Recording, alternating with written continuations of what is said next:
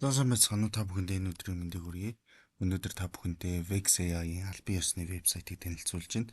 За энэхүү вебсайт маань яах боломжтой вэ гэхээр одоо манай API-ыг ашиглахыг хүссэн тийм ээ. За мөн дээрэс нь манай AI model-ууд болох Cloud-ийн Opus 4.8, за GPT 5.5, 4.5 дотроо fast загварыг хэрхэн одоо үн төлбөргөө турших боломжтой тухай бичлэг байгаа. Мөн дээрэс нэг жилийн ирэх авсан хүмүүс маань хэрхэн одоо аккаунтаа нээгээд тэгээд хязгааргүй ашиглах боломжтой гэдэг мэдээллийг хүргэх гэж байгаамаа. За тэгэхээр энэхүү харагдж байгаачлан API цэг End Pro цэг иш гэдэг вебсайт руу орох юм бол та бүхэд энэхүү вебсайт харагдана. Энэхүү вебсайт харсны дараа дээр баруун дээр болонд байгаа. Хэрвээ та бүртгүүлгүй бол sign up дээр дараа бүртгүүлнэ. За энэ дээр ингээд өөрийнхөө имэйлийг оруулаад пассворд дээрээ өөрийнхөө пассвордыг бичиж оруулах байгаа. Тэгэхээр би туршилтаар учраас хэдүүлээ temp mail ашиглаад бүртгүүлж үзье. Энэ болохоор нэг удаагийн мэйл дахин сэргийх боломжгүй гэсэн үг. За хэдүүлээ жоох үлээцгээе. Энэ дээр нэг удаагийн имэйл гарч ирнэ. Бид нэр тухайн имэйл рүү код илгээгээд ашиглах боломжтой гэсэн үг. За энэ дээр өөрсдөө пассвордыг зохиож бичээд за тэгээ бүртгүүлцгээе. За одоо энэ дээр ингээ харагдаж байгаачлан verify your email буюу тухайн имэйлийг бид нар баталгаажуулах шаардлагатай. За одоо хэдүүлээ refresh хийгээд имэйл ирсэн байна харцгаая. Баг зэрэг удаж байгаа шиг байна.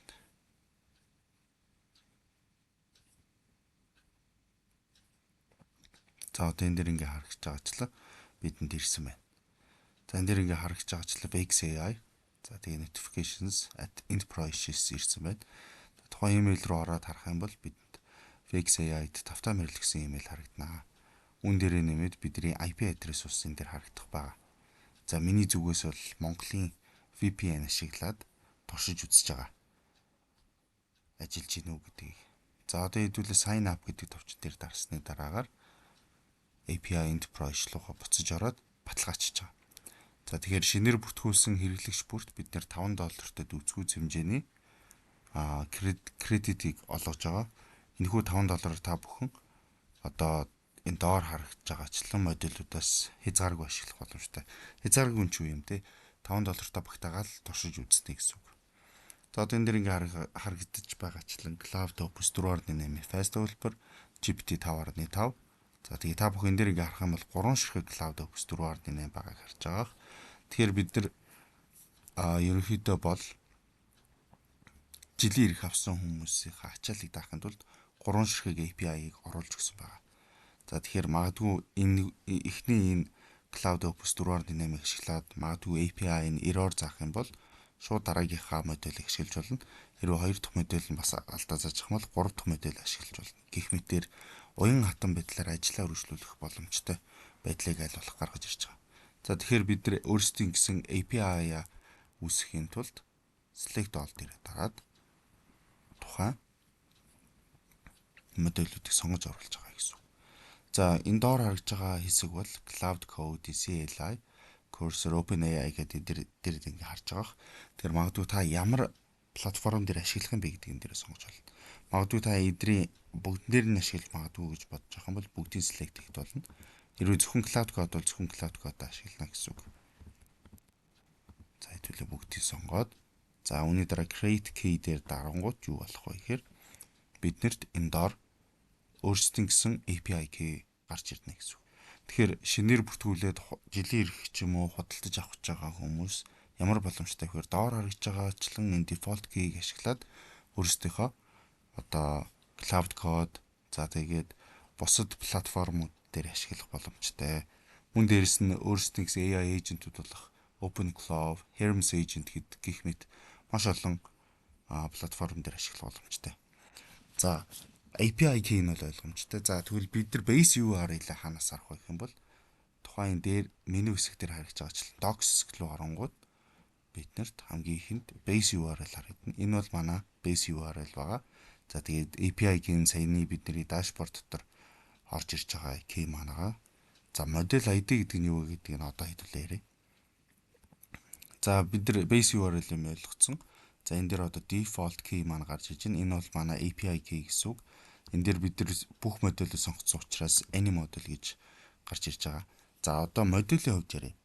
Модулийн хувьд эхнийх нь бол бидний одоо өгөгдсөн нэрнүүд байгаа. За энэ нэрийг бол бид нар модуль ID дээр ашиглахгүй. Яг энэний доор харагдаж байгаачлан энэ саарл нэрнүүд маань манай модуль ID байгаа. Тэгэхээр та хэд магадгүй өөрсдийн cloud code-н дээрээ хийж байгаа бол эхний нэрээр биш, хоёр дахь нэрээр нь модуль ID байгаа. За энэ дээр байгаа нь API-г docs руу ороод API эцэг end process гэж за тэгээ slash татаад API/version гэсэн base URL-тэй байх нэ. За гэх мэтлэн эдгээрээ сонгоод ашиглах боломжтой. Мөн дээрээс нь та бүхэн ямар нэгэн cloud code ч юм уу за тийм зүйл туршиж үзэхгүйгээр маш түргэн хугацаанд туршиж үзхийг хүсэх юм бол энэ хүү playground руу орж болно. Playground руу ороод select API key дээр саяныхаа нээсэн API key-г сонгоод pick model дээр өөрийнхөө хүссэн модулийг нээх боломжтой. За магадгүй Opus 4.8 fast загварыг ашиглаад хэдүүлээ монголоор бичээд үзье. Сайн үгээд латинаар ингээнээр бичээд үзье.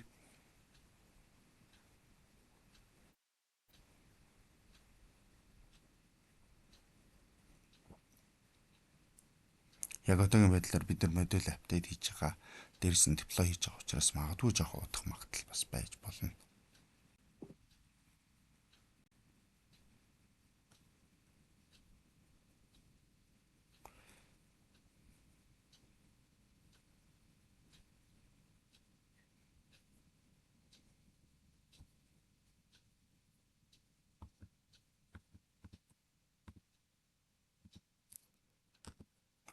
За хэдүүл эхний API ажиллахгүй байгааг харж байна. За тэгэхээр дараагийн 3 дахь API-г ашиглаад үзье гэж бодож байна.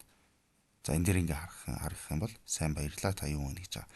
За тэгэхээр яагаад эхнийх нь ингээд удаад байгаа хэрнээ 3 дахь нь шууд ажилласан бэхээр за эхнийх нь юу болсныг би өнөөдөр маш сайн тайлбарлая. Яагаад гэхээр